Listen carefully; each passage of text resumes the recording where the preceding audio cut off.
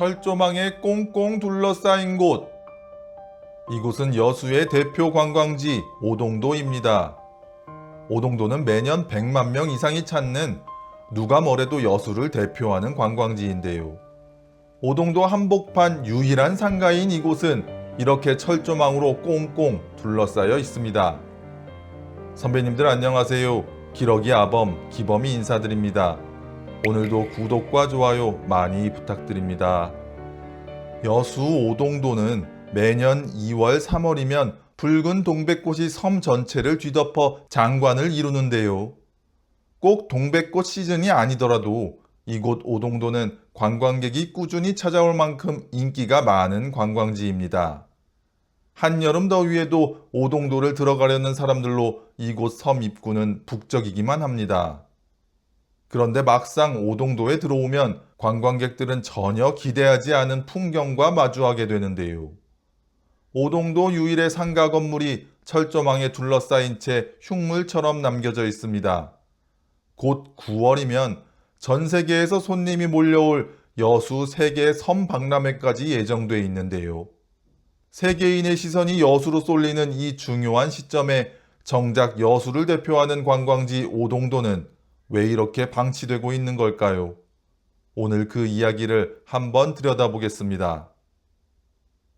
이 건물은 오동도 종합상가입니다.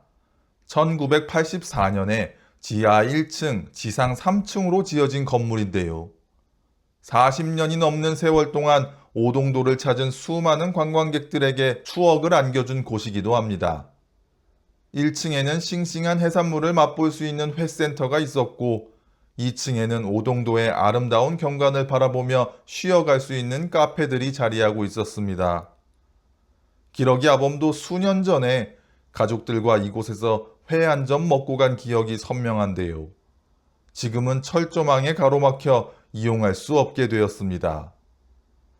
7월 말 이 더위에도 관광객은 줄을 잇고 있는데 더위를 피해 쉴 수 있는 유일한 상가가 이런 상태니 관광객들은 산책로로 발길을 전부 옮기고 있는 모습이었는데요. 그래서인지 섬이 썰렁해 보이기만 합니다. 이 건물에 철조망이 둘러싸인 이유는 세월의 무게 탓인데요.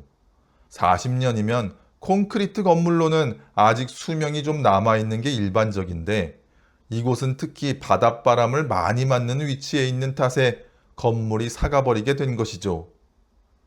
기둥 부분의 균열도 눈에 보일 정도로 부식 상태가 심각해 보이긴 합니다. 기준치보다 약 33배가 넘는 염분이 콘크리트 속에 스며들어 있다고 하는데요. 그래서 이 건물은 2022년에 안전진단 D등급을 받게 되었습니다. 언제 무너져도 이상하지 않을 정도의 심각한 수준이라는 뜻이죠.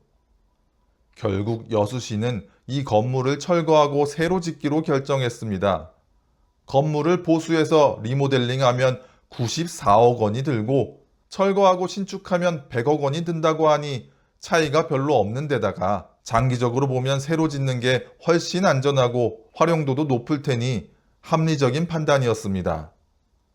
결국 2024년 12월 상가에 입점한 매장들이 모두 계약 종료와 함께 짐을 싸서 떠났습니다.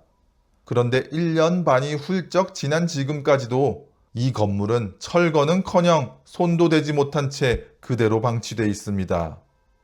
관광객들이 마주하는 오동도 한복판에 붕괴 위험까지 있는 흉물이 그대로 서 있는 겁니다. 이 방치된 건물이 더 안타까운 이유는 오동도가 여수를 대표하는 최고 인기 관광지이기 때문입니다.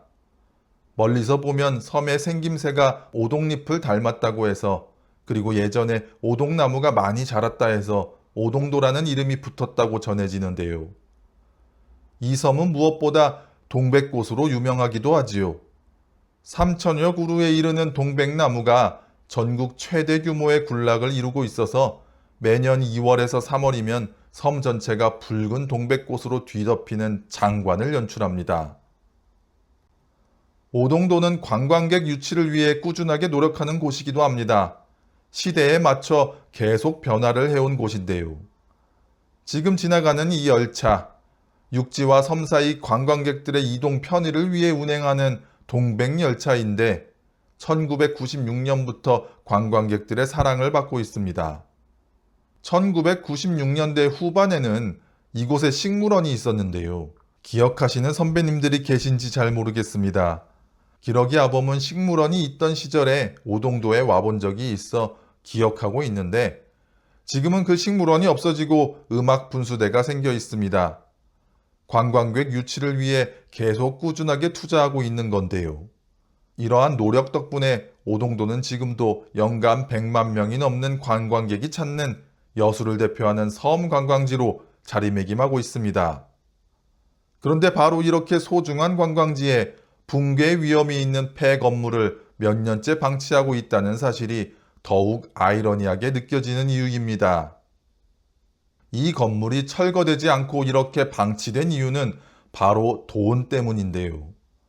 여수시는 9월부터 열리는 2026 여수 세계 섬 박람회 준비에 행정력과 예산을 총동원하고 있는데 이게 최대 300만 명의 관람객을 목표로 하는 대형 국제 행사이다 보니 시의 모든 역량이 이 박람회 하나에 쏠려 있는 상황입니다.